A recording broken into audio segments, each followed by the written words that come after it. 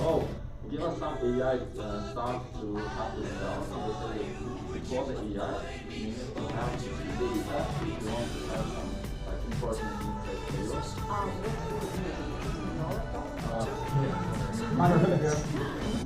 Okay, you should know why this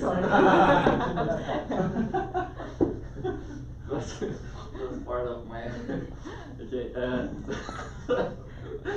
So yeah, and I forgot what I want to say. About AI. Yeah, but You yeah, but before you you need data. But data usually it's not something clear, not something like easy, and this complicated topic we want to discuss today. And I have a great speaker with two, maybe three. We can use 3x. X Google, X Microsoft, X Amazon. But it's not about some. I hope so. It's not about like some huge numbers. About like data centers from these companies. We plan to talk about simple and maybe way to explain how we can use data for sales, for management in sales. And first, our speaker, Chris. Please, Chris, tell us maybe your part of the story. Oh, yeah, I can. Sure, just the first slide, and I'll take it from there. Yeah? No. Yeah. No, I think that's her. No, it's Tiffany. Okay. Mine's There we pink. go, yeah. There you go. And then to, His is not pink. to advance it, just click it, yeah. Yeah. Very good. Super. Well, hey everybody. I'm Chris Palmisano, it's good to be here. This talk can range anywhere from 20 minutes, I'll set a timer so I can try to stay honest here. 20 minutes to a semester, so we're gonna try to give you the 20-minute version here. And good on you guys for starting to bring the sales community back together. There've been a number of attempts to do this in Austin, and they never last more than one meeting. Right. So if you've gotten even 2 meetings in, you're already winning by like 100%. So good on you. The branding on this, I teach this class at Founder Institute also. And in fact, they're launching they just launched another cohort, so I'll be there next week with them. But this is about building a business model. And part of the business model is your revenue model. Thinking about the very earliest stages of starting a new business or starting a new company. This is a stage where you don't yet have any data, or you might not have a lot of data, or if you do, it's third-party data. It's not yet. So I'll try to weave that in for you on what you can do as you go. But in the early days, it's just as much of an art, maybe more of an art than it is a science. And feel free to ask questions at any time. I went too fast. I want to underscore this. The purpose of a business is to make a customer. I'm blown away at how often people forget this, but at the end of the day, that's what you're trying to do. You're trying to make it over and over again.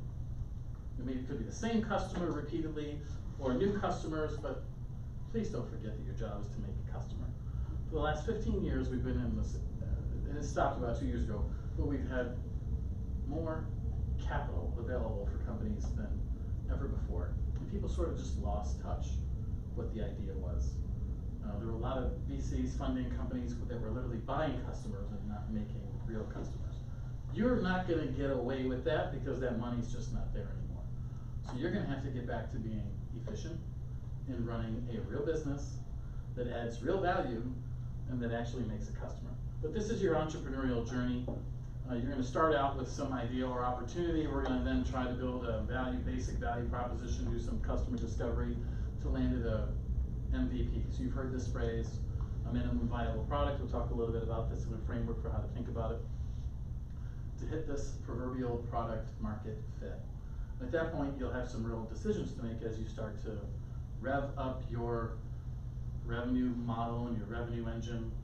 You will at some point, if you're successful, you get to a decision point where you have to decide, what am I going to do next? Am I going to raise money and try to scale?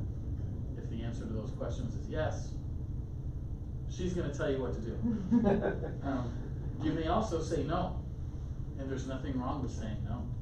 You might decide to turn your startup idea into a wonderful small business, which is like the plethora, the bulk of what's out there in the world, that pays you well, pays your employees, maybe has some sort of community impact, and that is a wonderful decision to make. Not everybody should be building a scalable business that's trying to become the next Facebook or the next Google. Okay. So a couple of basic terms. The first one, so a revenue stream, this is any one stream of revenue coming into the business, a single source. A revenue model, anytime you hear the word model, imagine that there's a spreadsheet somewhere. Now we're going to start thinking about everything else that goes into it, how to produce it, as well as all the costs. So a revenue model is how that revenue comes in, and then what resources, typically people, are required, people and other resources are required to produce it. And then a business model is kind of the integration. It's how all of the pieces of the puzzle come together. We've got a framework on the next slide that we'll look at. And then think about it this way, a startup is there for you to find a repeatable business model that you can then decide to scale or not, and try to become an established organization. I think too often we lose sight of like what a startup is for, and you see people that are just in startup mode forever. Well, that's not the idea. Startup mode should be temporary. Building an established organization, becoming an established organization, running an established organization, that should be your goal. And if you're going to try to raise money from an investor, they're going to want to see that you have a plan to actually become like a real business someday or a scalable business. But this is a basic framework for you to get started. Has anybody seen this before? A couple of you? Yeah? Have you seen this before? I got a couple hands up. Okay, good. All right, this is called the lean canvas. The idea here is meant to be very lightweight and a basic framework for what you need to get started. And there's a dotted line down the middle, so what you do is you print this out, and each one of these boxes is something where you have to have an answer at some point. Now, you're going to start with a hypothesis. What is a hypothesis? Remember, it's your best guess. So starting on the left, what is my best guess about the problem this product or this service or this business is going to solve? And then what is my solution? What am I doing that's unique? What's my value proposition? And I think about a value proposition as three things. Who am I helping? How am I helping them? And why do they care? And if you can answer those three things, you're well on your way to developing a value proposition. And then customer segments, we're going to talk, I mean, this is really about sales, but the customer segments, who are you talking to? Who needs this product or this service? Who has the problem on the left-hand side? Then, as we continue around clockwise, your revenue stream. So how's revenue coming in the door? If you're building software, you know, that business model is well known today, that revenue model, typically subscriptions. You may have some sort of consumption-based pricing if you're running in a cloud or building a cloud app. And then your costs. So on the left-hand side, we call that the product. On the right-hand side, we call that the market. When you put these two things together, when you have good information in each one of these boxes, you probably have this elusive product market fit. And what I would recommend that you do, what we did when we started Rocket Dollar, I printed these out, eventually went digital, but every time I would make a change or write a new hypothesis or something would most of the time get proven wrong, I'd print out another one, and I'd fill it out all over again. And then I'd put it in a 3-ring binder, because investors, friends, advisors, employees would come in and say, hey, have we thought about this? And I go, yeah. We did that like 3 times, and I would just flip open the binder, flip it around and go, unless something's changed, I'm not doing that. And sometimes something had changed, and so we would try it again. But you're gonna get asked this over and over again, have you thought about this? And more than likely you forgot, because you can't keep everything in your head, because you're stressed out and you're founder and you run it around crazy. So print them out or put it in a PowerPoint file and use this over and over and over again. Again, you're gonna write a hypothesis, which is your guess. What is your best guess? And then you wanna go out and test these things. Get out there into the real world. All right, so how do we start really thinking about what we do? Is there some framework that you can use for how to decide the product or the solution that's gonna solve a problem? I like jobs theory. HubSpot talks a lot about jobs theory. If you're familiar with HubSpot, they put out a lot of really great content for sales and marketing. You should get on their newsletter if you're not on it. But jobs theory is, what does this product do? So think about it this way. People are gonna buy your product or service to solve a problem, to do a job. So I'll give you the example with McDonald's. McDonald's was crunching the numbers on a number of products that they sell to include milkshakes. And when you parse the data out and visualize it, they're selling a chunk in the morning and a chunk in the evening. Well, who buys milkshakes in the morning? Seriously, it sounds crazy. I know, I laugh too. But I'm not the guy that was buying a milkshake in the morning, so who's buying them in the morning? People in the car on the way to work. And they buy a milkshake in the morning because it substitutes for what else happens in the morning? Breakfast. So the milkshake became a breakfast food. Why were people eating that or drinking milkshakes in the morning? Because it's thick and it'll hold you over until about 10 o'clock. What happens at 10 o'clock? It's now socially acceptable to go ask your coworkers, pop up over the cubicle wall, what are you doing for lunch? You can't ask anybody about lunch at 9 o'clock, they think you're crazy. So you have the milkshake in the morning as a breakfast food. Now who's having the milkshakes in the evening? Anybody know? Take a guess. Who wants a milkshake in the evening? Kids. Yeah, okay. Kids. Yeah. So mom and dad, or usually moms in McDonald's with kids, and why do they want a milkshake? It's their dessert. They're playing in the playpen or whatever. So McDonald's was like, hey, maybe we should make the milkshakes differently. So in the morning, people want it to be thick and full. In the evening, mom wants that milkshake to be thin as hell so the kid can drink it as quickly as possible and they get the hell out of there. So one product that they're now making two different ways because it's solving a different problem. Okay? So people in the morning are hiring the milkshake to do a different job than the people in the evening. Theoretically, it's just the same product though. But it's not. They're doing it, they're solving a different problem. So, and I mentioned this on the last slide. What is an elevator pitch or a value prop? How do we really start thinking about this? Who do you help? How do you help them, and why do they care? What's the benefit? So this was ours that I used, and we tested, gosh, probably a couple dozen of them, but Rockadell helps real estate investors put real estate into their retirement portfolio so they can invest in what they already know. And they retain the tax benefits while they're building a nest egg, okay? So I'm telling you who we're helping, how we're helping them, and why they care or what the benefit is. I got a question for you. Yeah. Why isn't there any jargon in there? Yeah, because nobody knows what jargon is. So jargon is like industry terms that make sense to like just finance people, right? So I could say like, I'm gonna give you a self-directed IRA with tax advantages and blah, blah, blah. Nobody cares. People don't know what that means. I needed people that didn't know what this was to get interested in it. And even real estate investors don't understand these other parts of finance. So you want to stay away from jargon and you want to keep things as simple as possible. Don't overcomplicate it. I don't know if you've figured this out, but life is complicated enough as it is. I don't need all the companies I'm trying to do business with and trying to buy things from to make it more complicated. Keep it as simple as you possibly can. Use very simple and descriptive language. And then there's also a benefit that like today, the US is a very, very big market. We've got lots of people, lots of different kinds of people. So keep the language as simple as you can. Just think where you're going. But you may have a better way of explaining that. And, please do. Please do when you get up there. All right, so, and then a good example on customer development, which is kind of the next step in the process. So Return Path actually bought the company of one of the founders of Capital Factory. So Return Path was an email deliverability company. These guys sat outside of Starbucks for 5 days with stacks of $5 gift cards.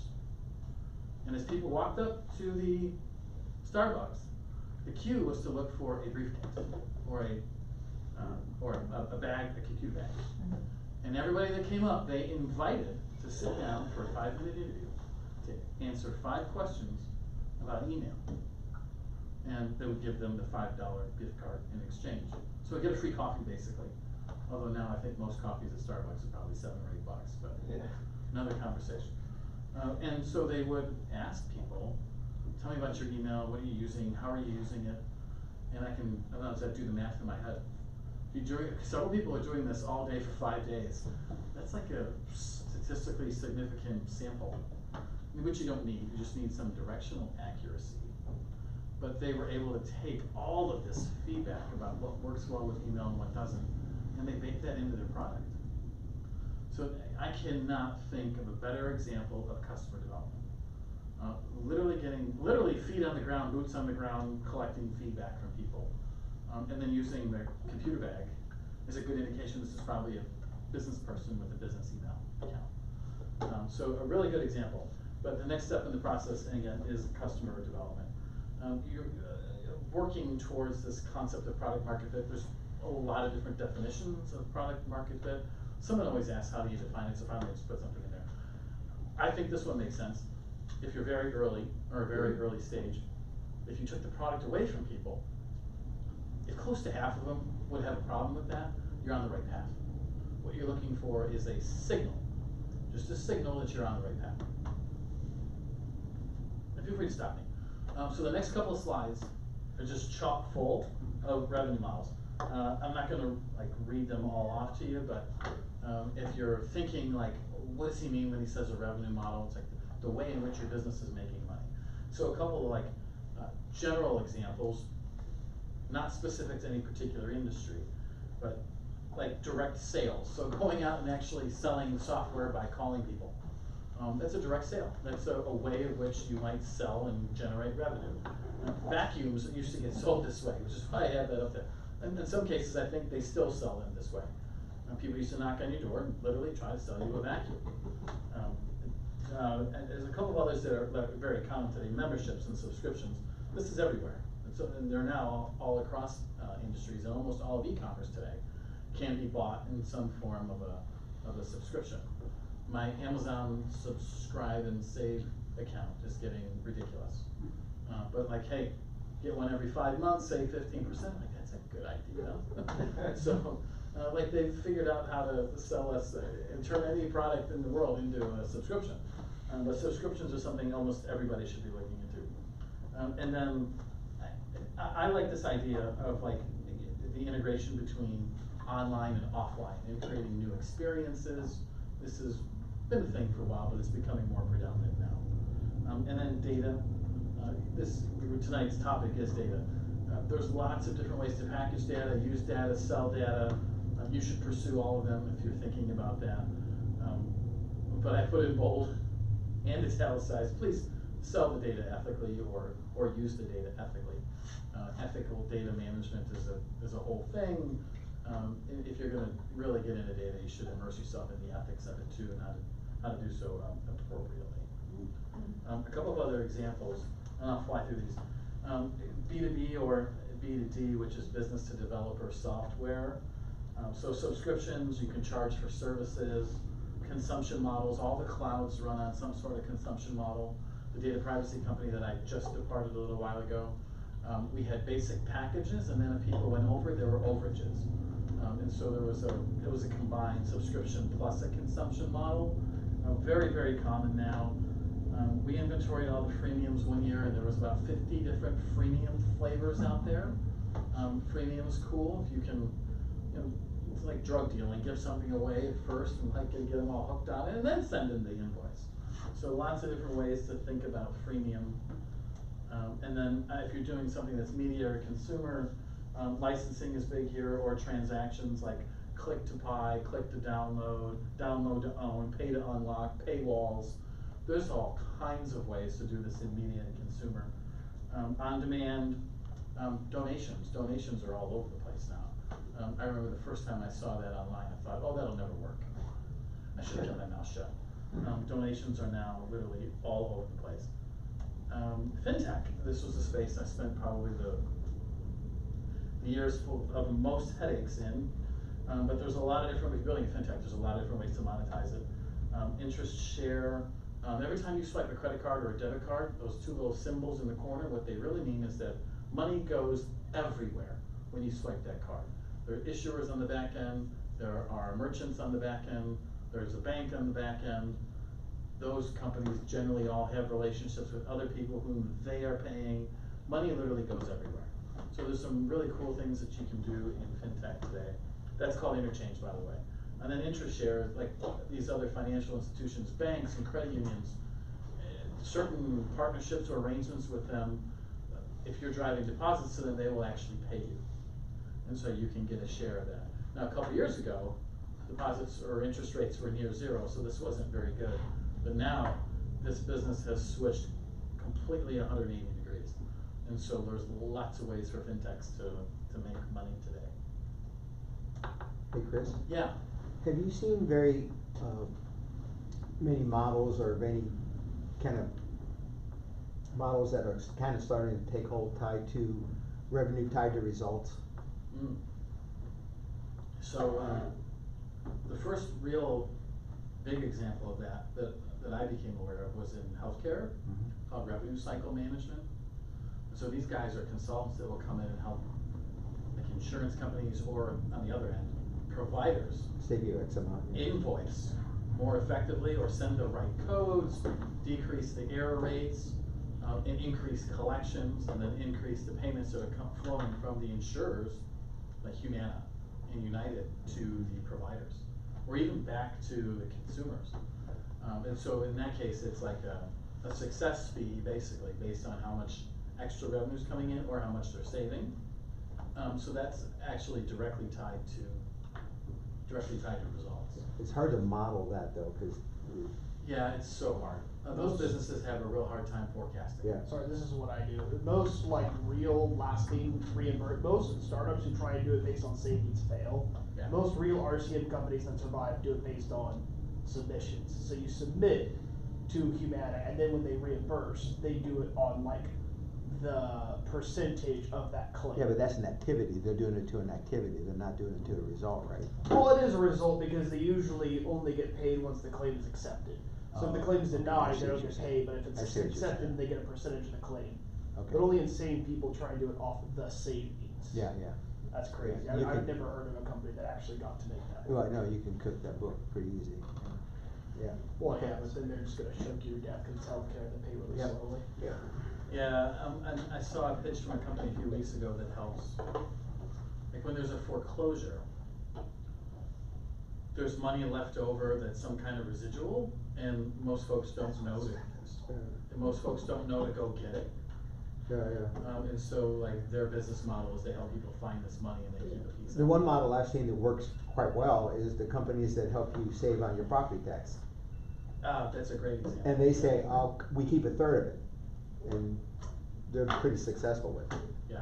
Debt collectors. Yeah, that's a really good example, Yeah. the property tax, because that's where all the money goes in the state, right? Yeah. Property taxes. HR, I've seen this HR companies do it, when you get a fee after you place a candidate, so they Oh. help you recoup those fees if you, like. Yeah, because companies many don't pay them. companies don't pay, yeah. So they also Yeah. like, go up the percentage. Oh, yeah, it's like, there's so much money to be made in just helping people do what they were already supposed to do, yeah.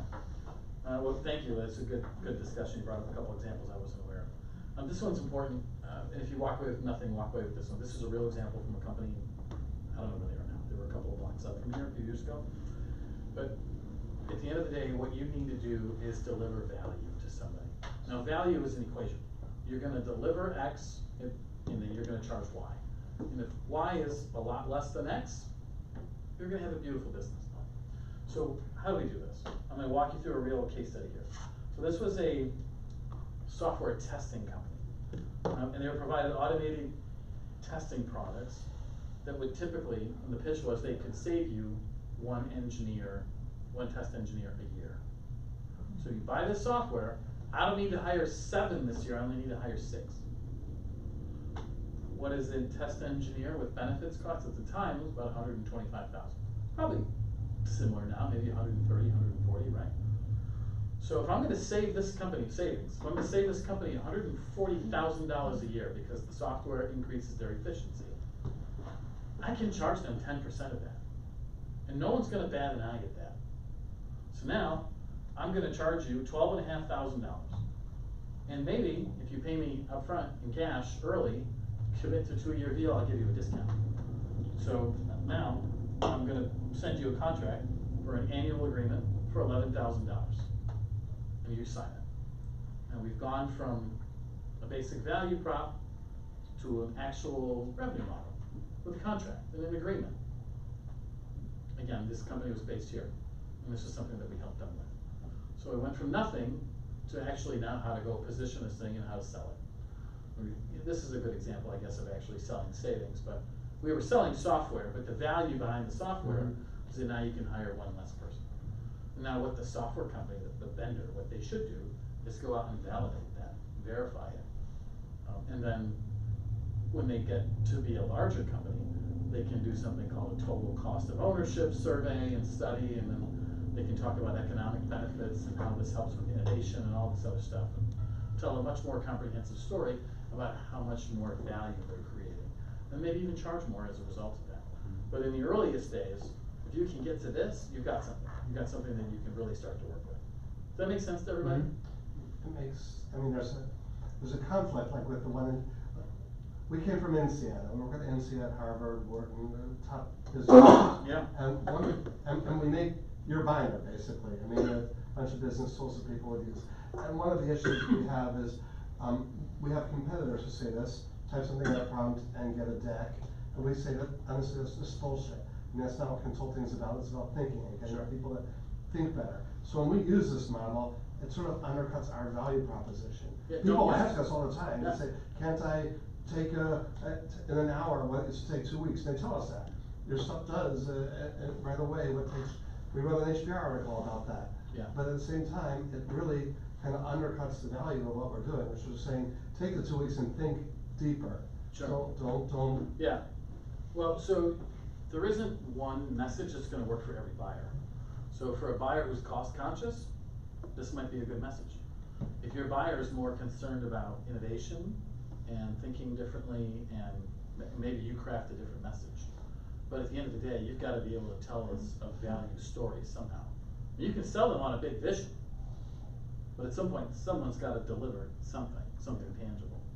But finally, we need to have a different option to offer, yes, because when we start talking with customer, we brief this customer, understand what is the reason for interest for them, and then we need to choose some of the templates, you know? Yeah, yeah, I mean, like, I don't disagree. In your situation, they may want, that buyer might want something different. I mean, that's, Yeah, but if your competitor, this is like a little game theory. If your competitor's going in and saying, and then telling this kind of story. Our competitors are saying things like, we'll sell you McKinsey in a box. And I say, the only McKinsey in a box is the original McKinsey who died 9 years ago. Yeah, well, Come on, but you people yeah. get more value from what you're paying. Yeah.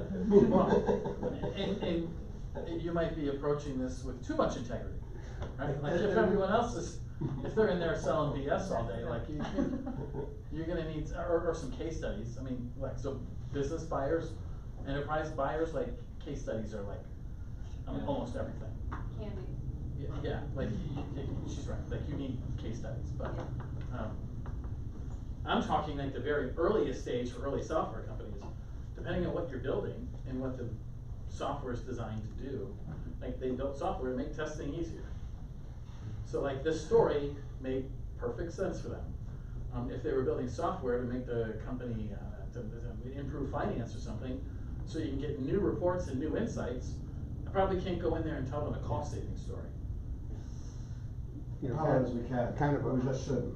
Well, then you've made your decision. Yeah, I mean, that's. Yeah. kind of a way to look at that from the value perspective, and I've learned this through a couple companies, is, you know, to always ask yourself and your customer, the question is, we have something that does X. What happens if they don't change? What happens if they don't do X? What are the ramifications of them not buying your product? Yeah. And if you can't articulate that, you haven't gone through your exercise here. And I mean, you're gonna go nowhere quick. Yeah, that's, and I might even have it on another slide where we talk about the pain funnel.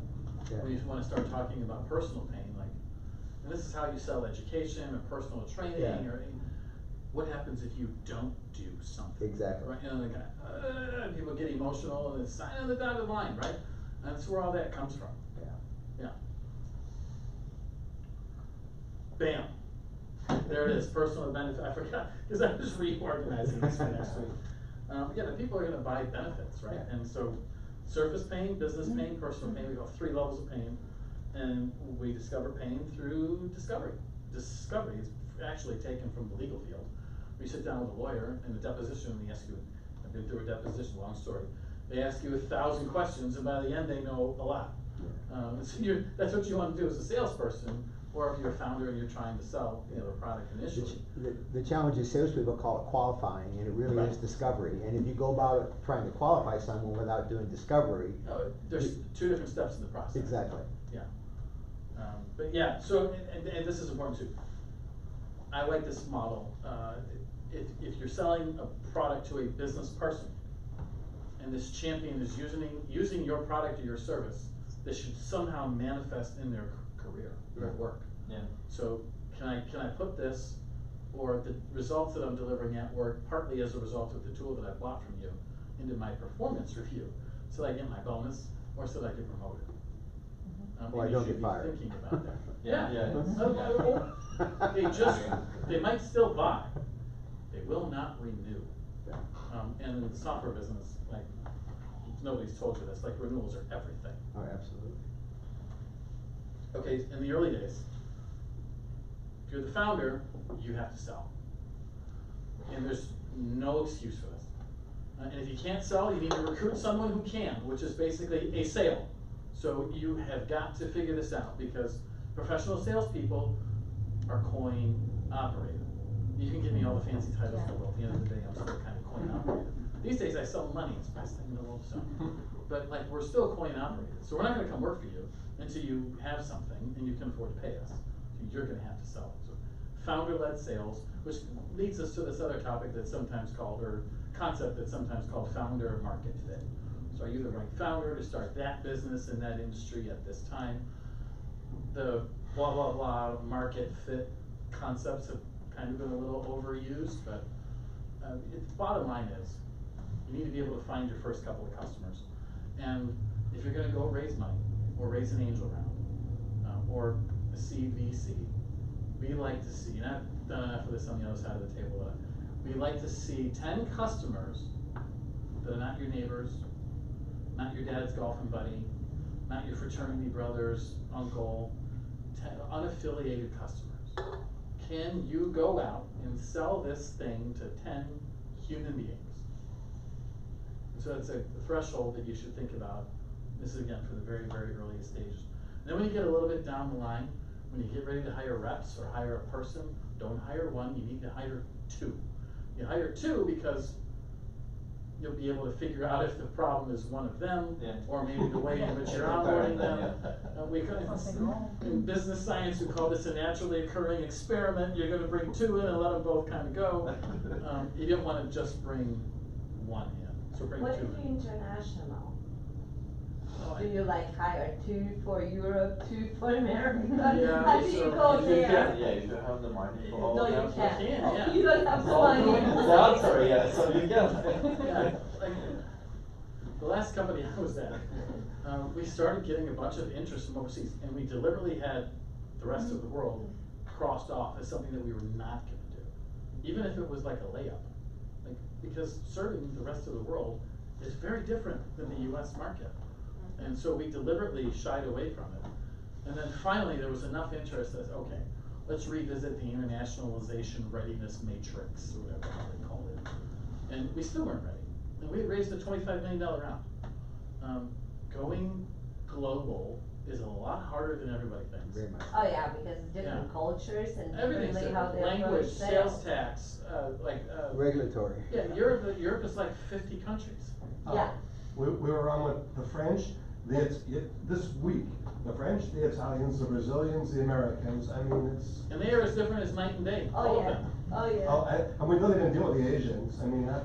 If you ever see French sales, you'll have a lot. They don't sell. Yeah. They're like, would you like this? And they're like, no, like, I'm sorry to bother you. What does Google call the workplace? Is it workplace now? They changed names like They that. changed names so many times. When I joined the team, it was Google for Domains, and then it became Google Apps, and then it was Google for Work, and then I left. And then they changed, go to Workspace or Workplace or something. Sounds like that. Yeah, it's changed names like 9 times. But I went to France to Yeah. meet the first on the ground French sales team. And Yeah, how they were did it go? They're like, no, we don't do this. And their sales process was they do these really long, really extended lunches. Oh, yes. Over and over and over. So like, I went to France for 10 days and all I did was have lunch. Siesta. Oh, yeah, It was yeah. fabulous. It's worse Like- than siesta. We had to, at work, we had an email saying, please come back after Yeah. 3 hours. Italy's the 90 same. minutes. 90 minutes. Italy's the same way. Every time I'm there, I call my parents. I'm like, why did you leave? Like, When we left, the French government asked us to stay and for a specific interview. Yeah. But we were like, we just can't, like, Wow. we love it, the wine's great, the food's great, we just, it's impossible.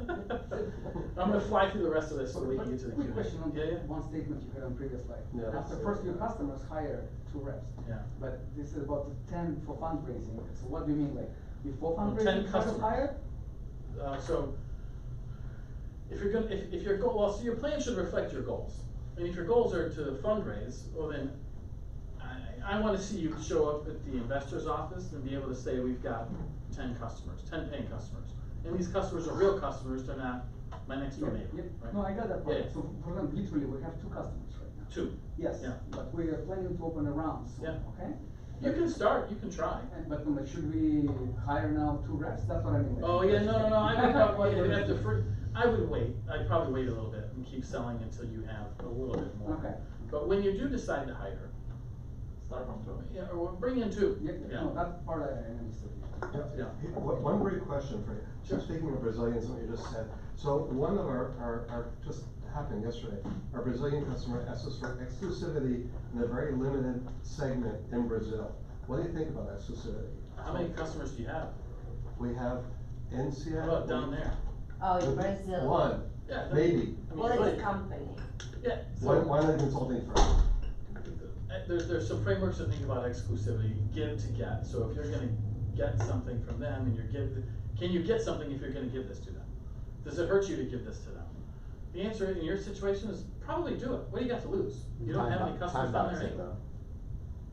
Say again? Time box it though. Yeah, you can say like exclusivity for 1 year. I told as long as you're paying me and you have to pay me a little Yeah. bit more than my original quote. Yeah. I mean, And only in your. And only in Yeah. Brazil, and only in that particular. Yeah, so I have a client in Dallas who right now, who asked me not to represent anyone else that does what they do. I said, cool, you need to keep me on board for 3 years. And I Oh, want, that's good. and I That's a want, good idea. and I want a piece of all the money that comes in, whether I brought it to you or someone else did. Huh. And they were like, okay, good deal. And so shook on it and. So, That's good. yeah, Thank you're gonna get something, give something, give something, get something. Oh, Mexico too. Okay, a couple, just a few more things. When you're starting to think about the team, 2 and then beyond 2, what do we do? What's my initial organization look like? Remember the old school radios that had a graphic equalizer with those little dials and you can move them to the left or to the right, bass, treble, and so think of these as those little dials. And you've got your business. So is it one buyer or is it multiple buyers? So multiple buyers, you're selling to large enterprise, single buyers, maybe consumer or small business, and you can sell a point-to-point product like payroll or something. Transactions or relationships. Is this a quick sale? Or is this a long, complicated sale like the French and going to lunch every day? Or the next one, is the product really complex? Or is the product really simple? And I think you guys get where I'm going, the difference between a complex product and a simple product. And then compared to other products in the market, is it a high price or a low price? And set your little toggles, and we come on to the next slide. Now we start to think about what's the organization gonna look like. Who's gonna sell? Who's gonna do this? So if it's a very high price and a very complex product, that's a complicated sale. You're probably gonna need what we used to call a field sales or an outside salesperson. Now the ceiling's rising on what you can do with an inside salesperson. So you might be able to get away today with an inside salesperson. But an inside salesperson just means someone who doesn't leave the office. Smile and dial, they sell over the phone or over Zoom or email, and they use all the tools from inside the office. Back in the day, we got on planes, we took trains, we drove cars, planes, trains, and automobiles, and outside salespeople were gone all the time. And fancy lunches and steakhouses, and we met people for coffee, and we met people for drinks, and oh, it was a blast. But it was expensive. Yeah. And so we don't really do that as much anymore, although there are companies that are still doing it. Now, if the product is still somewhat complex, but maybe still expensive, so that puts you in that low touch area. That's ideal for like inside sales or for a low touch, light touch sales model. And then if it's neither expensive nor complex, self-service, the kind of stuff that you sell online, that you can buy online. Click, buy, sign up on your own. Getting your first DocuSign account, you don't need a sales rep for that. You don't need to talk to anybody. By now, everybody knows what signature software is. You can go in and sign up online. And so we got inside sales versus outside sales, and then selling online. So there's 3 basic buckets for you to think about as you're getting started. So Today, so I'm in the self-serve. Yeah. So there, a VPN, I'm selling VPN. Yeah, yeah, so, yeah, that's another one. Everybody knows that one now. Yeah, very commoditized, but it was an essential. But it seems there is a game of burning money into marketing or all types of marketing, be it content marketing or performance marketing or Yeah. rather, or is there a way of having a word of mouth effect or some type of chain effect that Yeah. is? Well, so word of mouth, or what they used to still call it, we used to call it buzz marketing. The book is written by a guy named Emmanuel Rosen, a great book. Mhm. Marketing, Okay. Buzz, word of mouth marketing. Mhm. It's the least expensive. So if you can figure out how to get that working, awesome. Mhm. I actually have a slide, not about word of mouth, but a company that kind of did something similar, so we'll get into that. But if you can pull that off, you should. I've been This trying isn't, to- we're not getting into marketing tonight, but what you're thinking about is how to get as many people as possible into the very, very, very top of the funnel. The awareness stage, to learn that you exist, because I get Yeah. ads all day for NordVPN and all these other. I'm already moving on. I mean, I'm here Yeah. to partner hunt and do something else in Yeah. cybersecurity as Yeah, well. yeah. And this is a great business because I keep my ear tapped on the pulse of the internet, on the pulse of cybersecurity. Sure. And it's a money-making machine. It's extremely profitable. For me, it's low maintenance. So it's a no-brainer, but it would be better to just make it larger. Yeah, Because totally. there's gains of scale that I'm not getting and. Yeah, I get it. Cool. This is what they say, like growth hackers, and recommend to hire Yeah. growth hackers, right? Yeah, That's what. Yeah. You can now call it like a growth department. There's some new research that came out recently on growth departments, and they're working cross-functionally across marketing and sales. Because- I'll be covering that. Yeah, sure. Okay, okay. Growth strategies are very different than just what the rest of the sales department's doing, what the rest of the Yep. marketing, so someone's gotta own it. No, investors recommended me like. And now the hire last one, growth hackers. the red Can zone. you repeat the name of the book you mentioned? Yeah, Buzz Marketing. Marketing, Yeah, Buzz B-U- Marketing, B-U-Z-Z, Buzz Okay. Marketing. The Right. author's name is Rosen, R-O-S-E-N. Thank you. Yeah, yeah, the no-fly zone. So if you've got a complex product but you can't charge a lot for it, then just forget about it. This comes up a lot. Or you're just gonna have to keep testing the business model canvas concepts until you tweak it and get it just right. Bad economics don't get solved with scale, okay? You need good economics before you start the scale process. So, when you said expensive, right? Like, Yeah. but we did research, like in our area, B2B software. Yeah. Typical startups charge like 30,000 a year. Mhm. That seems like ACV. Yeah. Like an average ACV. Probably. Is that what do you mean by more like? Is Well, that- compared to other products in your space. Oh, okay. Yeah. Okay, here we go, actually, so, since she was at Microsoft and Amazon, and I was at Google, and then I left Google and went to a company that was an Amazon partner and a Microsoft partner, I thought this would actually be a really good example. This is cute, I like Yeah, and this. he was asking, right, you were just asking about like, I've also been at AWS. oh, yeah, like growth, I was in IBM, so you have to put Yeah. You have to put the IBM there. Right. So like, we left off IBM, we left off Oracle, like Oracle's now like doing $100 billion deal. They had somebody had quoted with that one. Oh my God, can you imagine the commission? NVIDIA has But one. nevertheless, I saw the one that, academically, I am a strategist. So strategy, like, if you remember the value chain, all the parts of the business to actually deliver the value, right? So we start with product to build it, engineering, like, or product to design it, engineering to build it, marketing to market it, sales to sell it, support to support it. And you have the three big ones on the left. DigitalOcean actually built a really good cloud business, and the way they did it was they went after these two areas that there's no way they could ever compete with the other three on. And so this is to your point about how to expand the top of the funnel. They did it with really cool documentation and messaging Yeah. to reach developers. Because Microsoft sales reps, Google sales reps, I never called in a developer. Yeah, so I have 3 brands. I can white label another brand in a day. Yeah. So I have 3 different target markets that I draw from. And I only compete with 2 guys because every VPN provider is logging data, and I'm not logging anything. I don't know my customers, it's completely anonymous.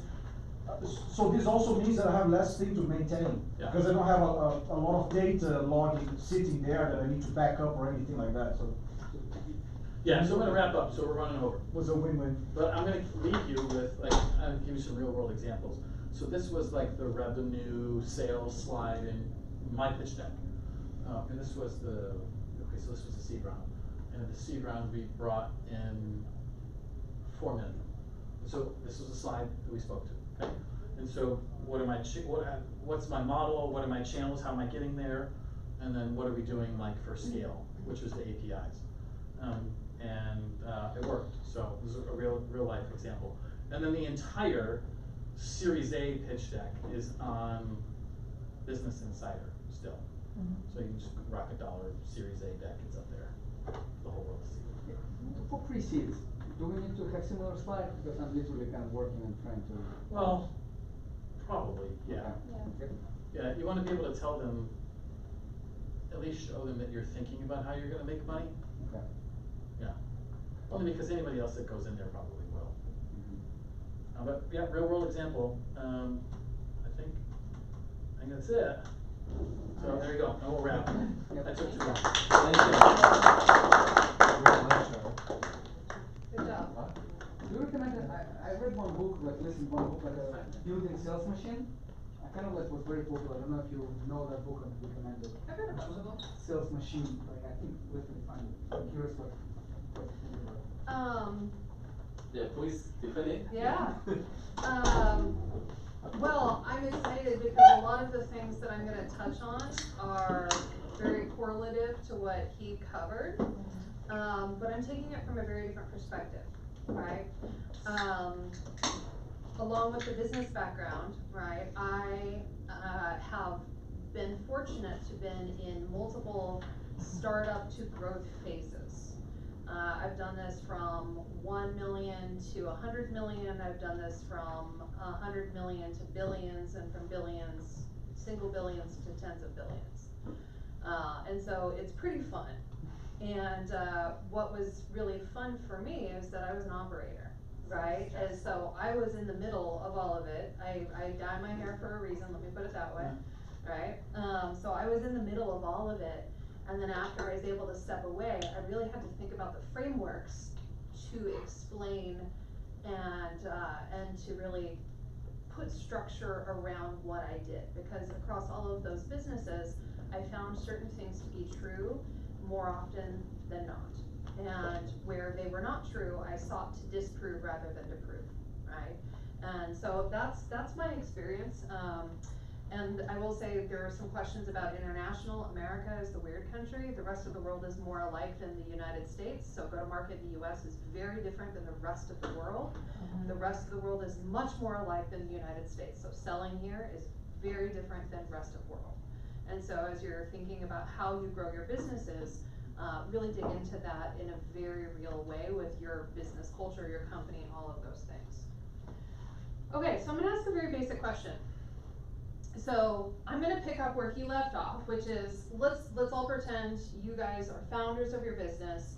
You have made $1 million, whatever it is, right? You've made $100,000, $1 million, $10 million, something that says, okay, there's something there, right? You've made some amount of money where you're like, okay, I'm excited. Now I think it's time to really put the gas pedal to the floor, put the accelerator to the floor, whatever type of car you're driving, if it's not a gas one. So then when you get to that point of needing to accelerate your business, now this is where you're starting to expand your team beyond founder, right? Maybe you're hiring a CMO, a CRO, you have the CEO, a COO, a chief revenue officer, a sales officer, God, who knows whatever names they're calling them. So I think my question is, who owns go-to-market? And I'm gonna pose that to you. Who owns go-to-market? Play.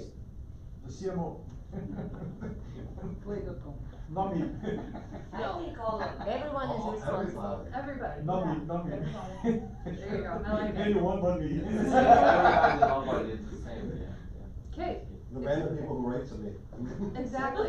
So you guys have all just justified why I am a fractional go-to-market executive and consultant, right? Influencers. So who owns GTM in 2022? Here's polling data. You'd ask this question. Most people would say CMO, right? Today that has flipped, right? Where the hybrid is the kind of the data says it's predominantly CRO or CEO. I am going to say that if you're the CEO of the company and you do not own GTM, you are failing your company. The CEO owns GTM. The CEO does not do all of the actions in GTM, but they own it. They own it from a strategy perspective, they own it from an empowerment perspective, they own it from a data perspective. This is incredibly important as you continue to grow your business. This is a integrated motion across the entire corporation that the CEO must own. If you hand it off, if you're the CEO and you hand it off to your CMO or your CRO or your CSO, you're gonna create all of the problems that you guys just told me you had, right? You're gonna build those inside of your company. You're gonna build a culture that has silos and fiefdoms and all of those types of things where the CMO is like, we must do demand generation. And the sales guy is like, no, I just need one more rep. And all of that's gonna happen, and you're not going to build an incredible customer experience, which goes to exactly the point of why you're building the company, which is to have a customer who pays you money more than once, again and again, right? You're not solving that problem if you start giving that away, right?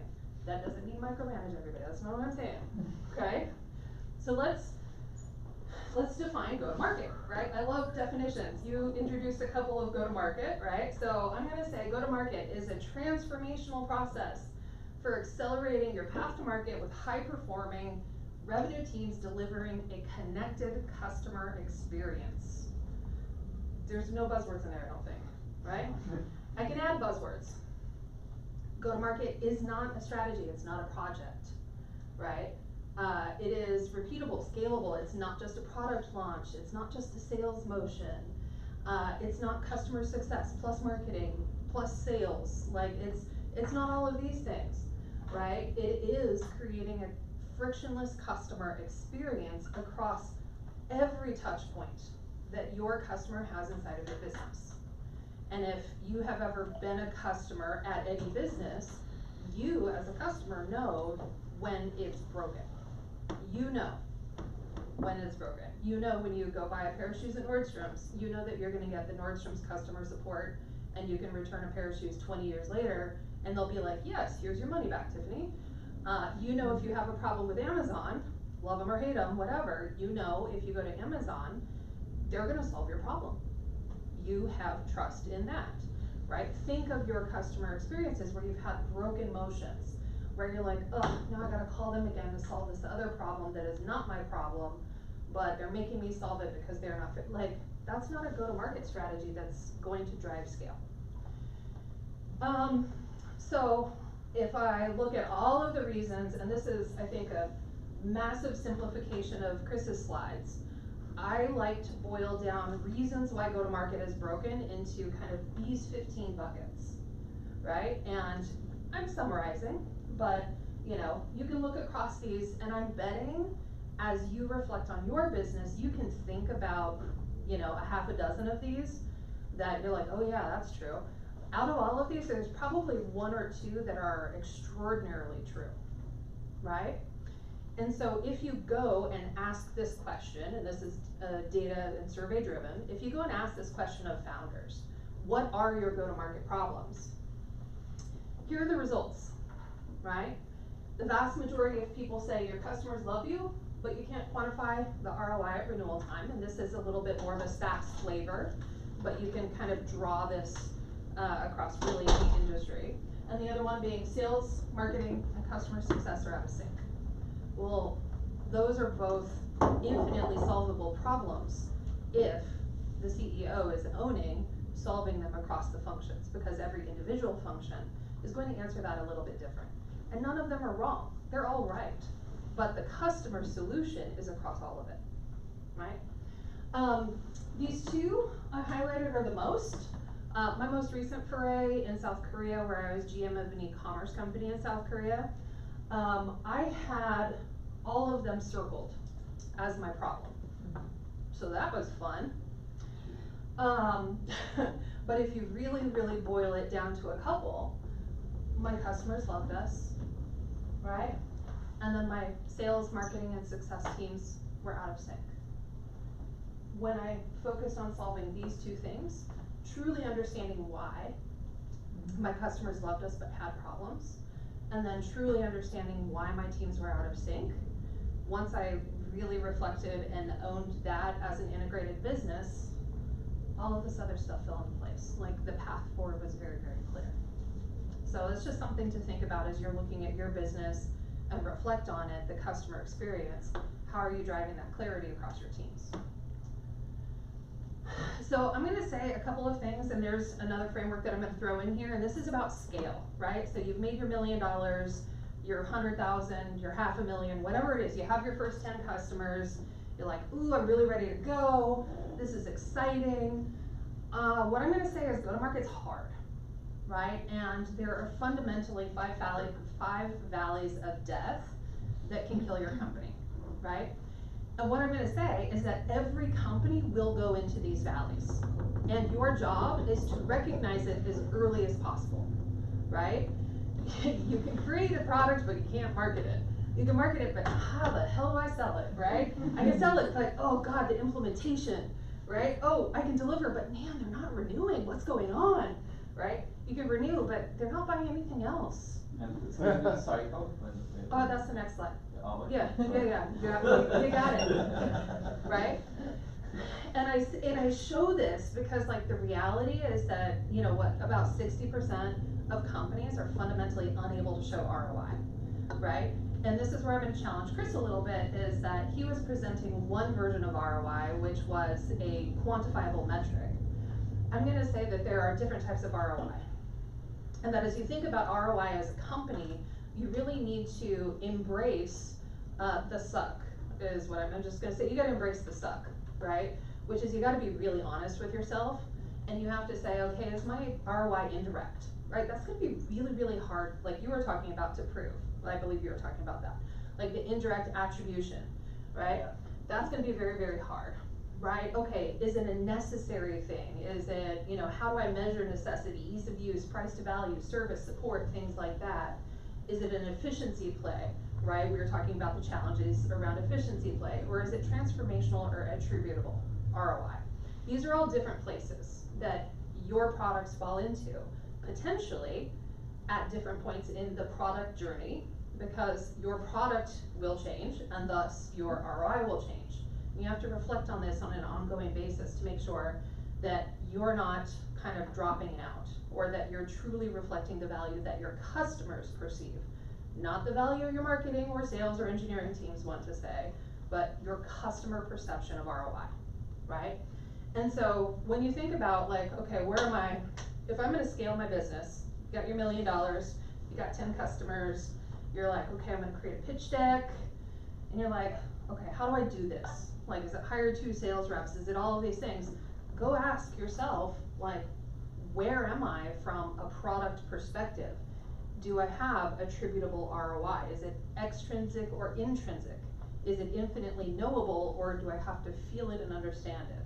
Like, because how you think about not only pitching your product to your VCs or investors, but also how you communicate it to your customers is very, very different, right?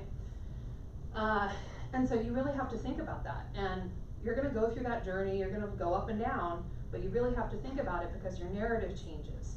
How you put things together change. Potentially what product you build changes, because then if you deliver certain modules earlier or later or whatnot, you're building a different type of value model, right?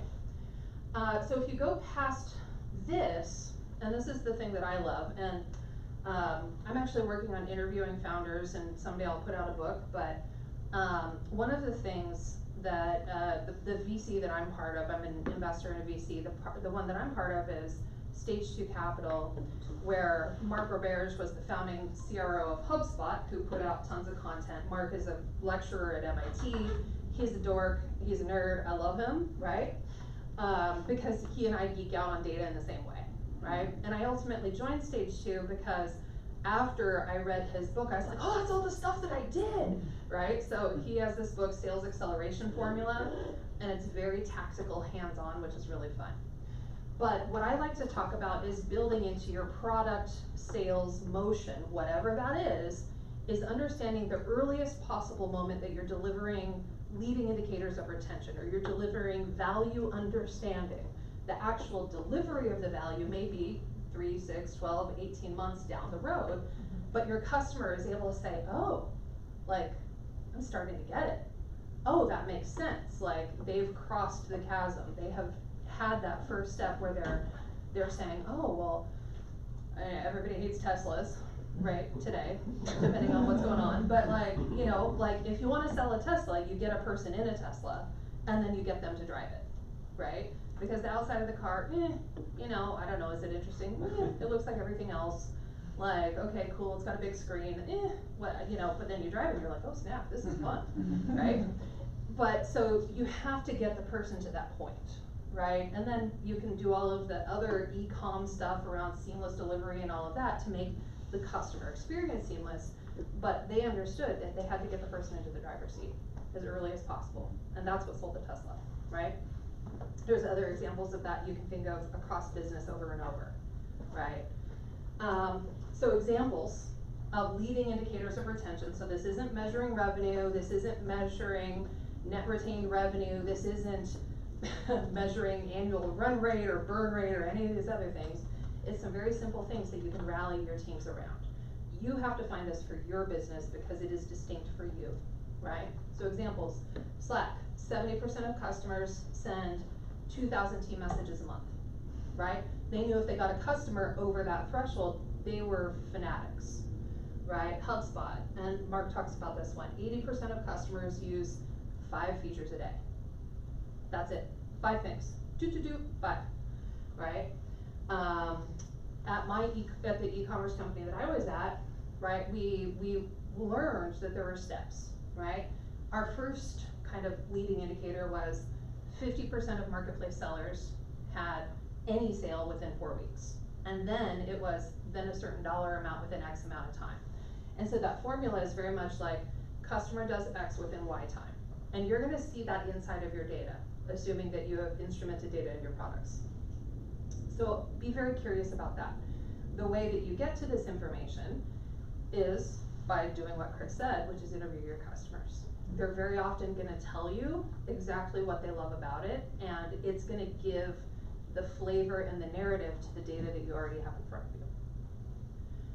So, you know, we're gonna talk about market fits again, the overdone problem, the market fits. I try and step back from kind of a more academic sense, and because I get really confused with all of these types of things, like there's all of these buzzwords and all this stuff. So fundamentally, I think about it in 3 ways. Have I solved a problem, right? Do I know that someone understands and resonates with my problem? Okay, and this is probably founder-led sales. Maybe you've hired the first sales guy, salesperson, first 1 or 2. Like, you know there's a problem. Like, you've maybe sold $1 million, which is incredible, by the way. You've gone through binders of iterations in order to get to that point, right? Maybe that's when you go race. After you have a problem, what you're gonna see, and this is gonna indicate that it's time for you to really focus, and I show this slide because these are indications to executives that you need to move on to the next stage, right? As you go through problem market fit, you're going to get to a point where your sales slow down, right? Where your rate of sales or your growth in sales start to slow down. And you're gonna say, oh my God, what's happening? Is this the end of my business? And the answer is no, not yet. It could be if you don't get out of that quick enough, but the answer is probably no. You're at a point where you found enough of a pain point that the people that you're able to reach out to understand it and recognize it, but when your sales slow down, you're at a point where you actually have to figure out how to sell it at scale. Like, and that's really going into what I call product market fit. And by selling at scale, it can be a whole lot of different things, right? There's all of the different sales mechanisms, right? But you go into the product market fit. Product market fit, really big companies can sit there for a really long time.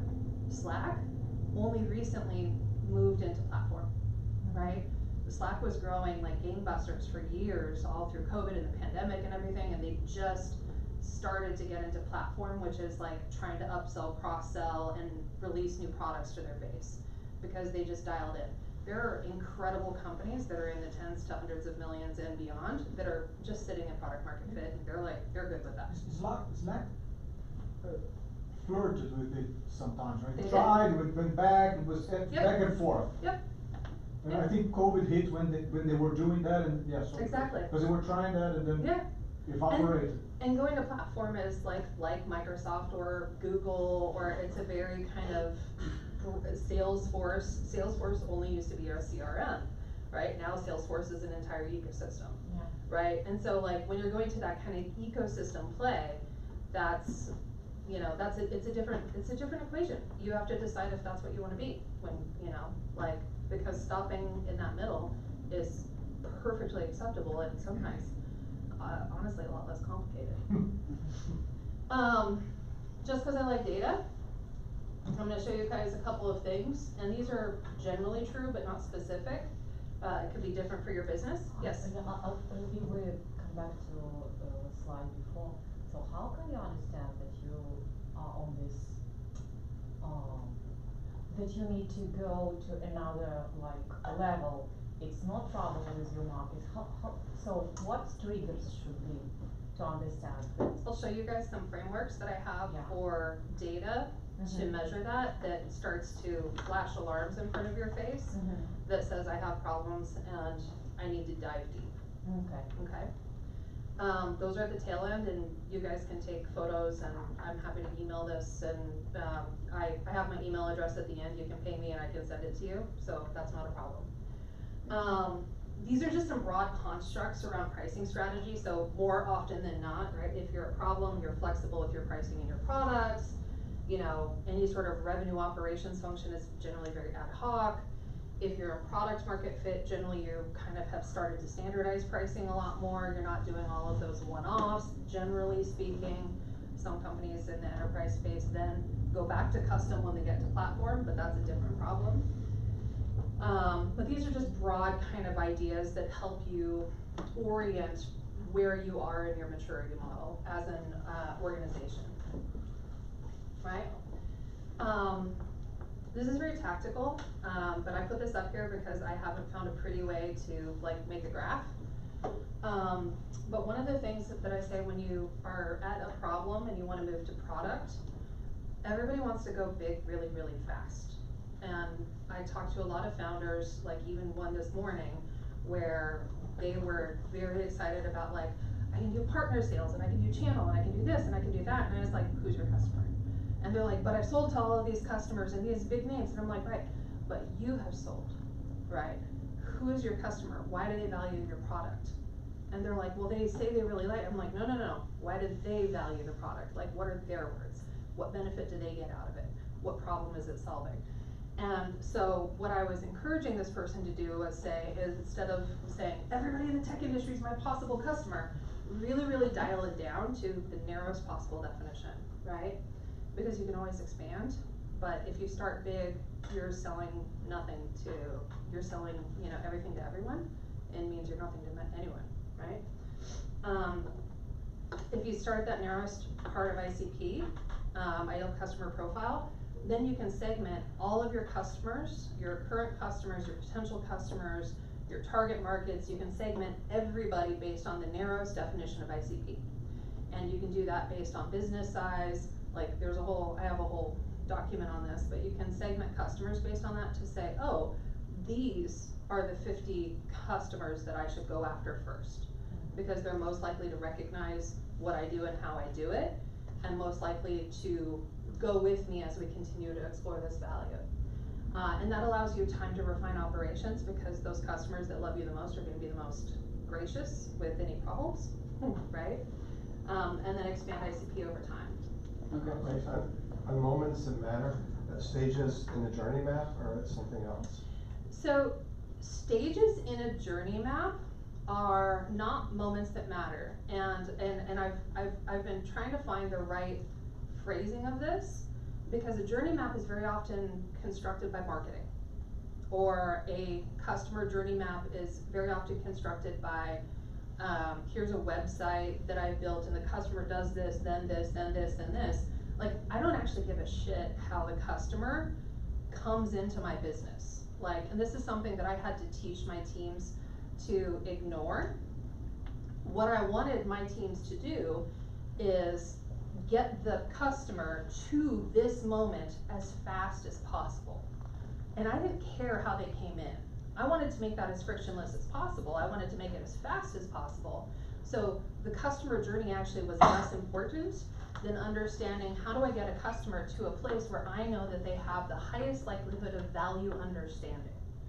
And if I don't have to throw a white paper in front of them, or I don't have to gatekeep some download on a website, if I don't have to get them to sign up for a free fake trial or a paid trial or gatekeep with a credit card, I don't wanna do any of that. Like, so it's understanding, and it's dependent on your business, right? So you have to, once you get those first 10 customers, like, go back and ask them, when did you really get it? Like, why are you doing business with me besides that, I'm awesome and I got the best technical product, yada, yada, yada. But like, really, why are you doing business with me? When did this make sense to you? Right? And then when you actually understand that, they say, this is when I understood and I actually recognize the value. You can take that and work backwards into the earliest moments where customers start to build that understanding. So it's not a customer journey. It's not a customer map, right? That's a marketing flow. I don't care about that. I know marketers, and if there's any marketers in here, they're gonna string me up, right? So you mentioned 50, narrow SCP for 50 customers. Is that kind of like ballpark number you recommend? It depends on your product. I mean, I'm gonna say it depends on your ICP and it depends on your product. I mean, Airbnb was not successful until it went to New York City, right? Airbnb then was not successful again until they went to, what was it, Milwaukee or wherever it was after the Obama convention, right? They had to really, really, really dial it in to things that were not creepy, right? They're like, oh, staying in a person's house instead of a hotel, a little bit awkward, but now I feel like I'm part of the city. But then the really weird thing is like, hey, if I'm gonna come stay at your house, here's the $80. Like, ew, like that feels very weirdly transactional. So they had to go solve a couple of problems in places where they were able to take the ew factor out of it, right? And be in a place where people were willing to do that, right? So it's very. Okay, but if you can help to elaborate on that, the next number depends on the product. Yeah. All right, so maybe how to think about it, Yeah. like what should be our number? Yeah. 80% of your revenue typically comes from the 20% of your customers, right?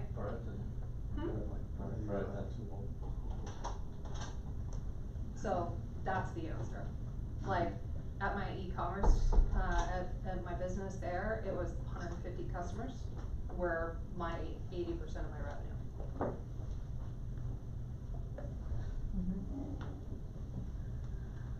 So it depends. Depends on what you're doing.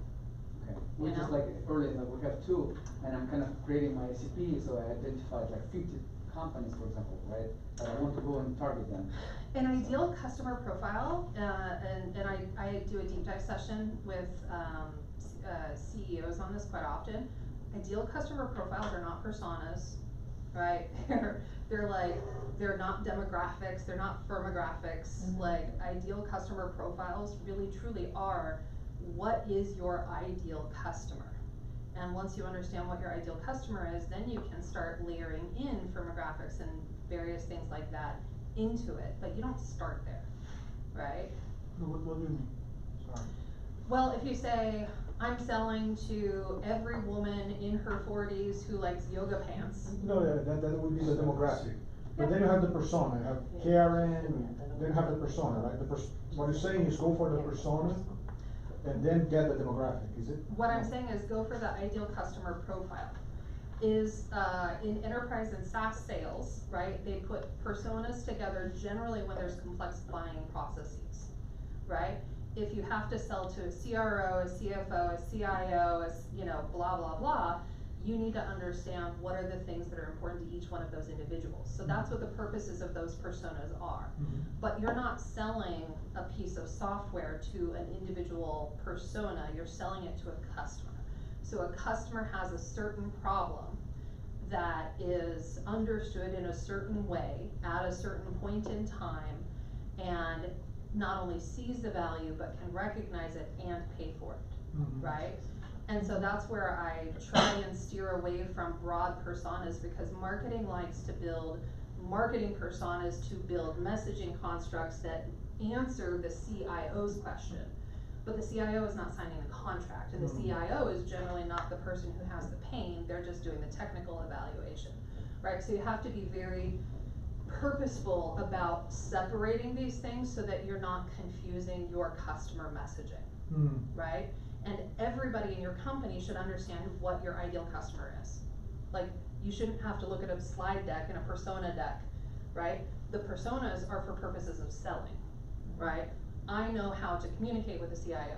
I know how to communicate with the CFO, right? I'm gonna present this information which is important to this stakeholder to get their buy-off. That's a persona, right?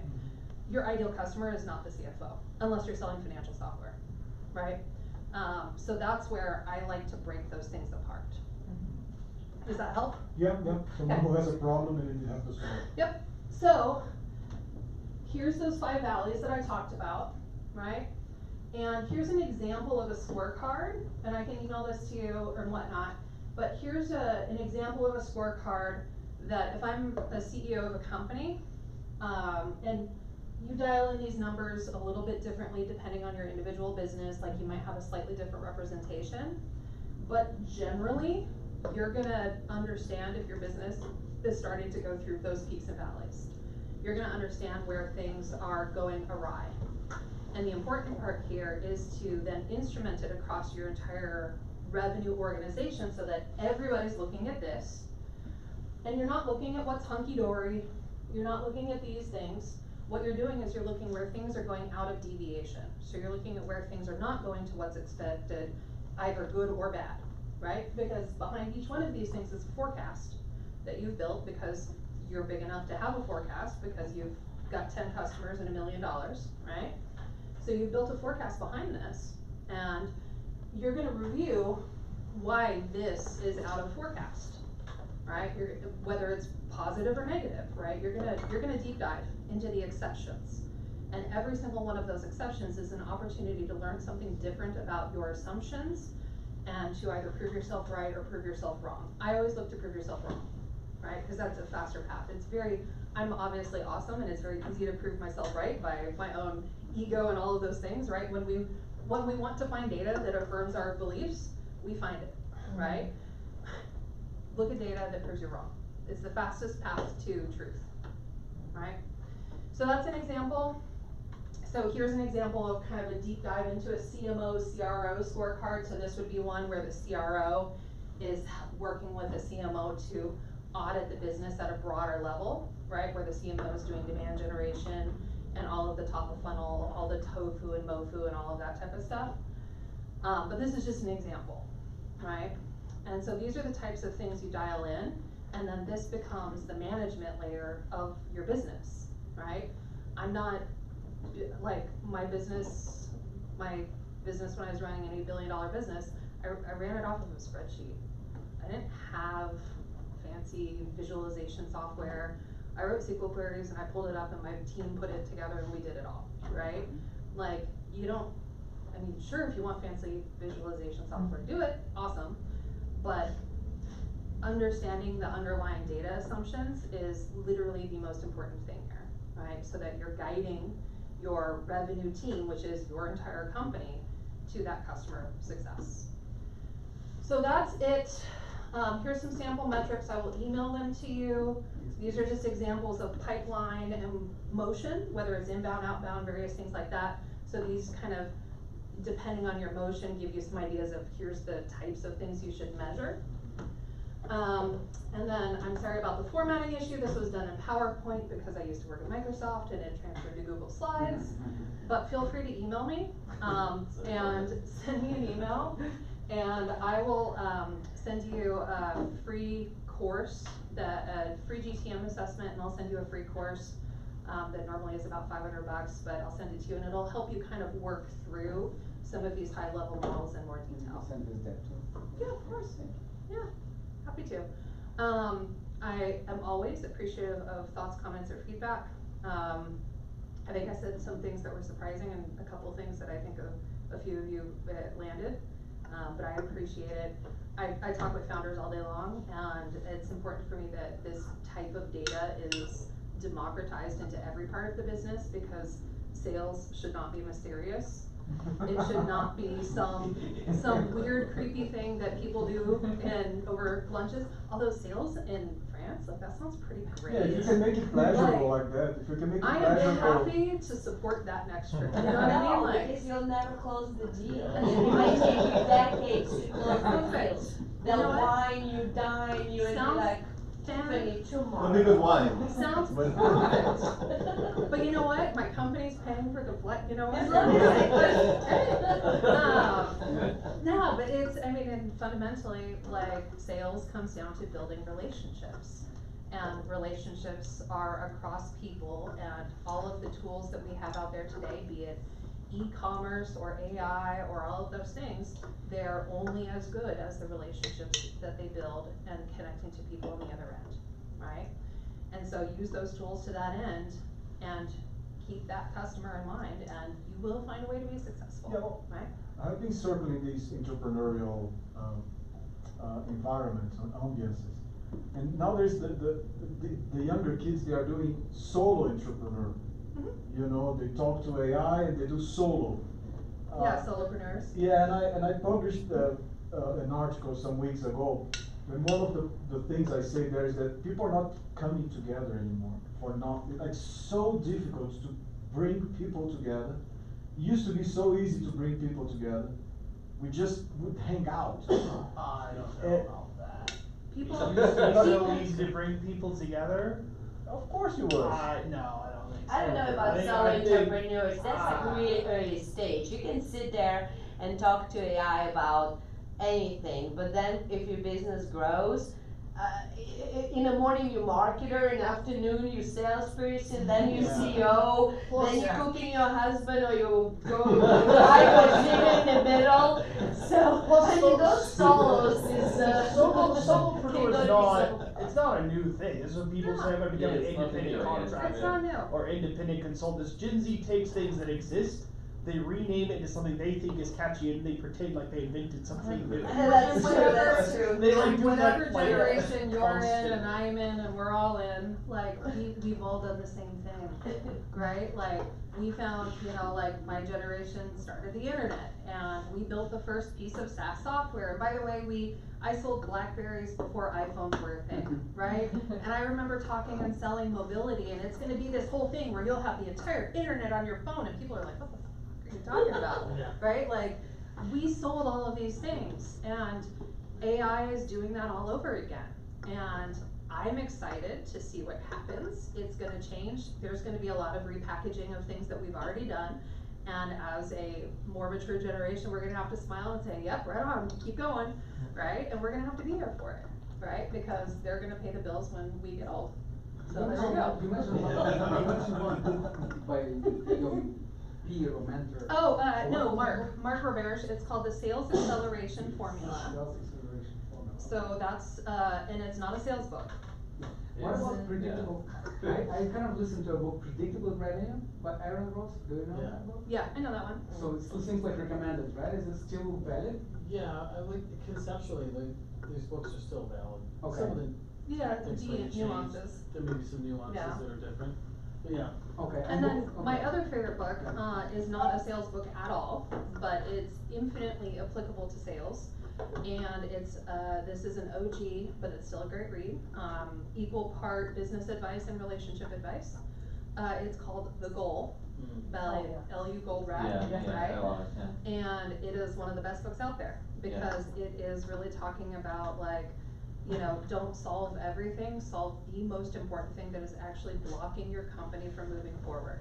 And what I will say from all of the founders and entrepreneurs that I talk to, the best ones solve the next biggest problem in front of them consistently and keep going, and don't get stuck on perfect or a 3-year roadmap, and they don't get stuck on, you know, whatever the notion, like some grand plan that is Analysis paralysis. Yeah. taking a detour. Like, they don't get, they're just like, what problem do I have today?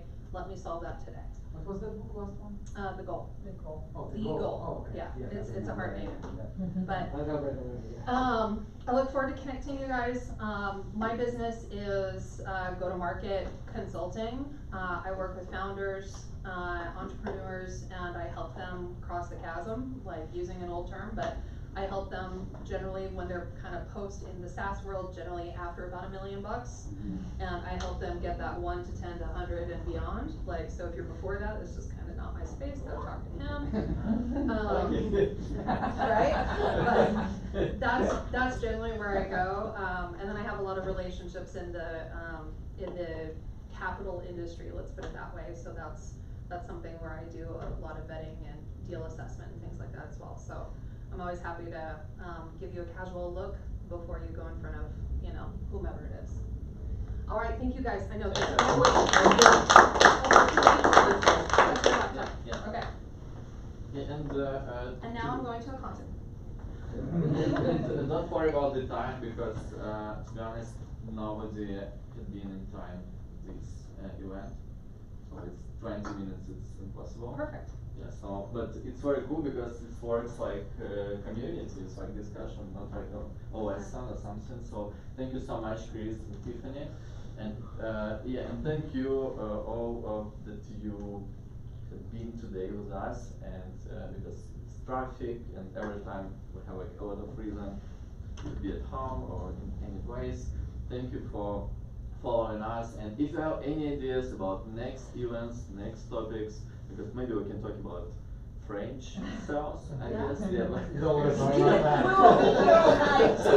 Yeah. That's for the stand-up. Yeah, for me it's very interesting. I want to read more. Yeah, but thank you again, and I hope to see you next time. It's in October. Dear friends, we have one tradition. We doing always forum. So please, let's do finish forum. And thanks for our great speakers today. Thank you. Yeah. Now when we're there, we will stay and do forum. And Tiffany won't go to the concert, so let's do it. Tiffany, what concert are you going to? Alabama Shakes. Nice. Where's that? Louis?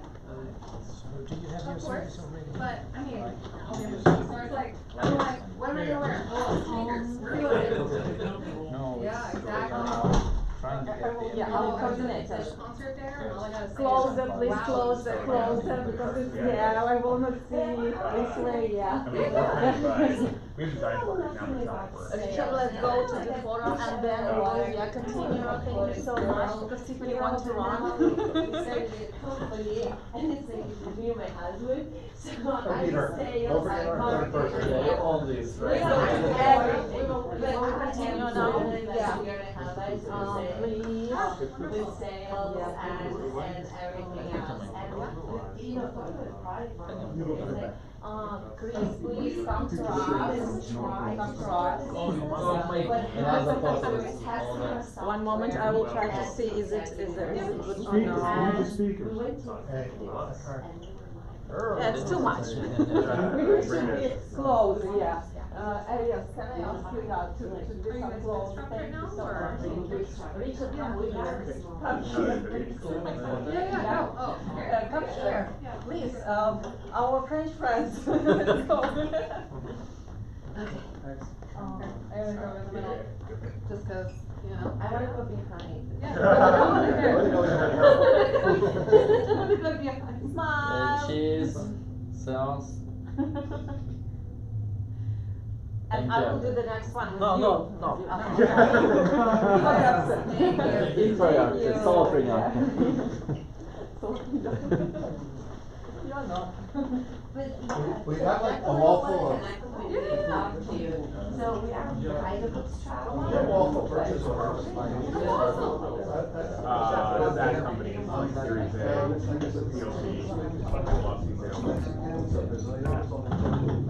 But again, we don't know what is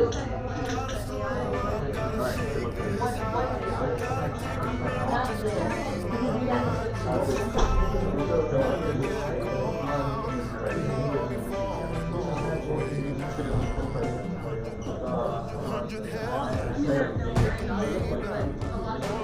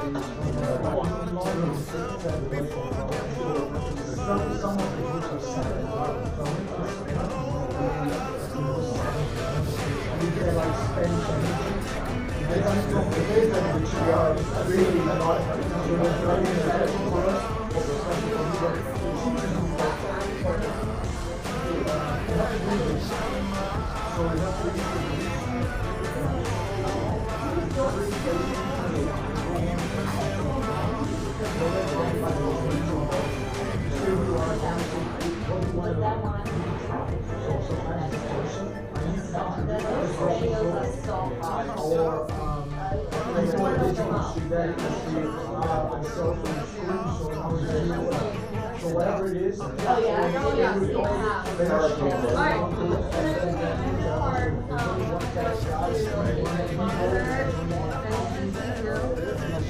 Feel free to connect. Thank you so much. I'd love to use your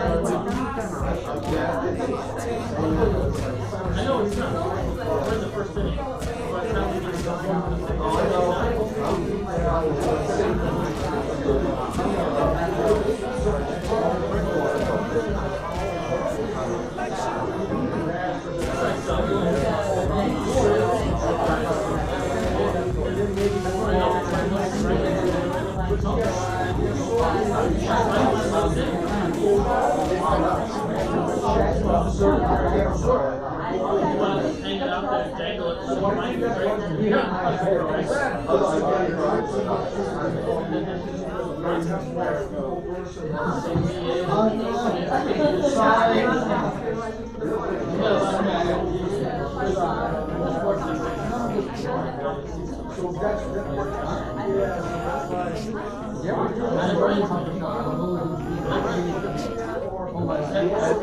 also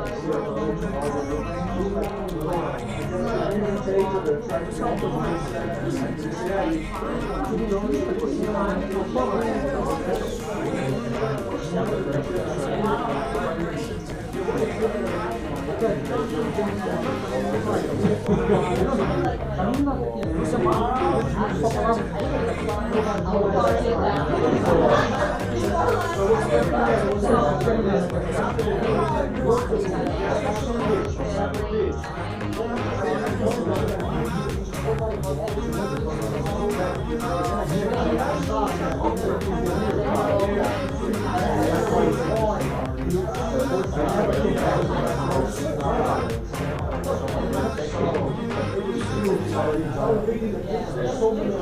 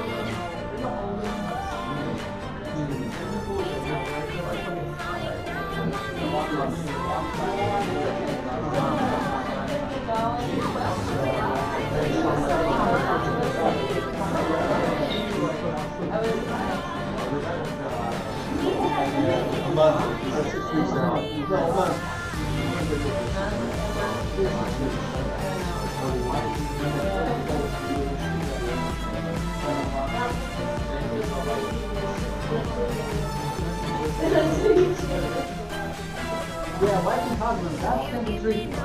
I read one book. I need to know about it. Partners and less.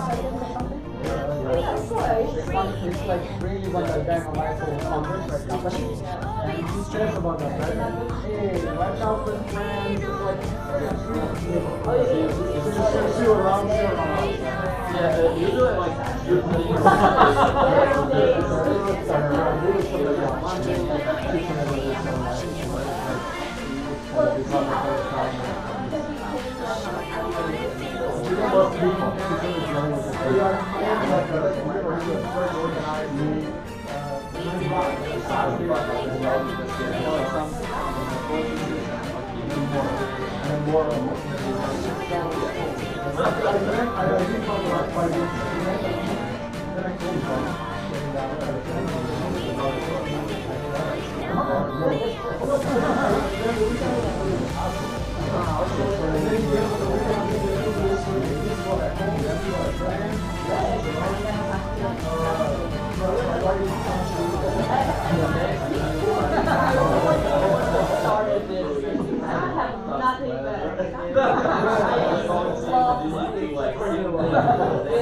someday I killed my different, very different. If you try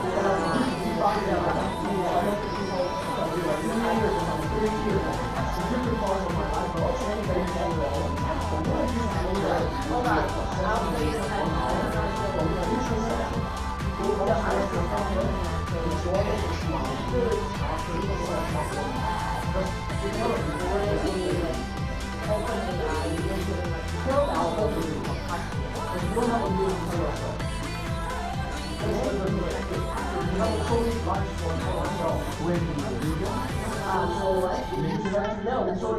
a journal, before I used to. Oh, classes, okay. You know, like when your company is It like depends. sending taxes So to what happens is that people on the then free, like and journal. then they It's also like those ones like old this.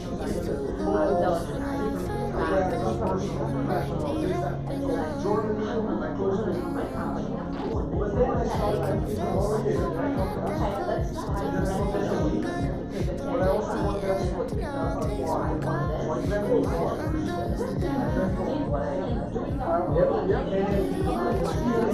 now I know what very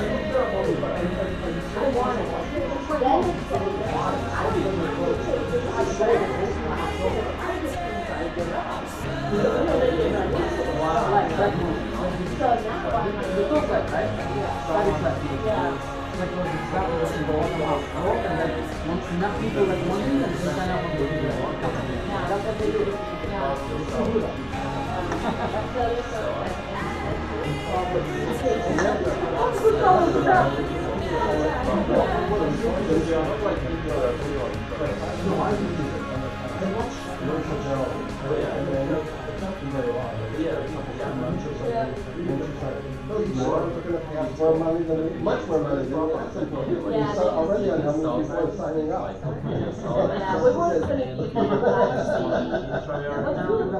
Why don't you call yeah, like we don't know how many people gonna like use this system. Let's do like per person. I'm like, oh, this is stupid. Because I tested it and I know already who's signing up.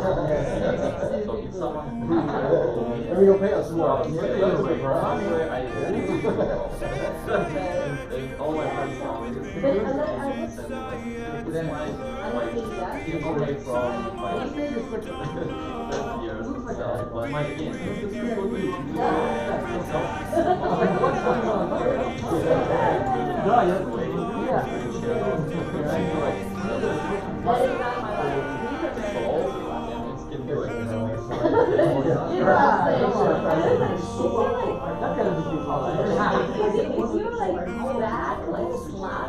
But I was It's away from my years, but my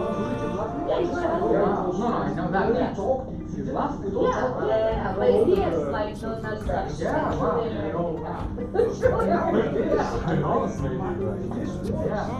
Irish Ukraine, Russia. No, but they carry from some Irish guys and it means here. When my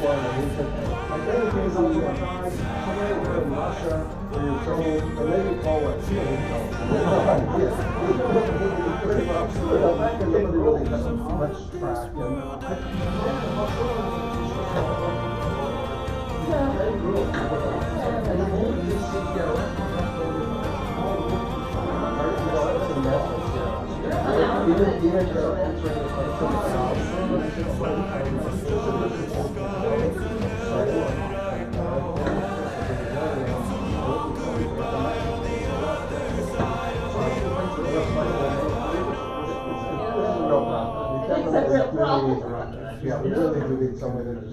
Let's connect or if you have a card, I don't know. It was so weird because like we got here, we went to events and then it's like everybody's like card.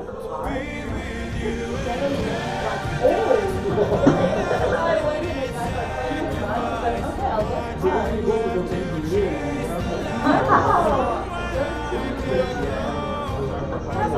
There's something that Chris, who gave the first question. She probably loved herself. I've been asked so many times. I am not just buying them because I was like, okay, fine. Because like, no, they were talking like, and they're like, yeah, but I don't understand. You have a card? I'm like, oh, okay, fine. This is the card. How old?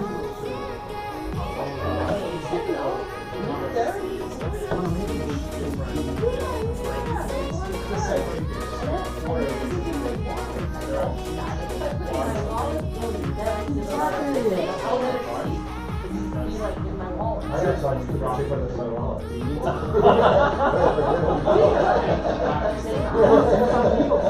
Okay,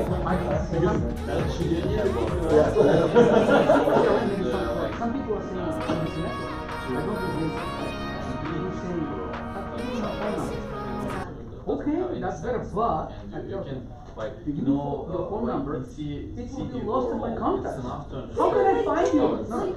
you're No, no, no, no. That's enough. Then you can hire more experienced Right? people, What's going on? And like Oh, yeah, is that person yeah, got yeah, something? yeah, yeah. Oh, I know him from that event. But phone book? How can I find this actually? Yeah, yeah. I should somehow make a note, like, remember about it like in 2-3 years or something.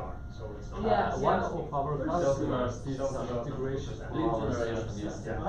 but he don't sell it, he just use it. So he just have add-ons to browser and go to LinkedIn page, push the button, and it's parcel data and put into our service system, for example. And he can like write some notes where he met this person, what they're talking about, some like short Oh, that's description. good, that's good. Short description, and he Oh, knows okay, like yeah. all interactions. Yeah, it's like Apollo has also an extension. Where were you before? Yeah. Outreach. Yeah, I'm gonna check it out. That's good, Let's actually. connect and see, because, Yeah, why I not? mean, the I was just, bigger we in go, Alicante. we just There's a lot of we need Alicante They have a organization. very One huge that experience. you Yeah. More than point 10 in years. Europe, and most of them Yeah. from Spain and Alicante. A I have lot of like things about dozen services. different We need it. Why don't you show me your big sister page? I wanted to see something. Oh, the big Oh, of sister. course. You won't show anything. Yeah, but No, it's not about our product. maybe it's always. yeah, more it's about I know, but I some also, short I know video. that. I promise you, give me out Yeah, of the the show. Yeah. They're like- People like, Yeah. yeah, they're showing us. It's two speakers, it's Yeah, too nobody long. knows that. Because before this, we had like. Yeah, now I know speakers that about some- Germany is because Val probably the really second great country in structure, Europe every by sales number of building and so Ukrainians. on, but we Yeah, finished with it because Poland it's too much. started talking, It's oh, people, Ukrainians, and go so many home of and you, so on. and then So a lot of we have Ukrainians some more moved to time Germany, and then to thought, figure oh, it out. guys, Yeah. what are you doing? Yeah, I are you really enjoy like the offering them speakers, some yeah, cool literally options? make No, no.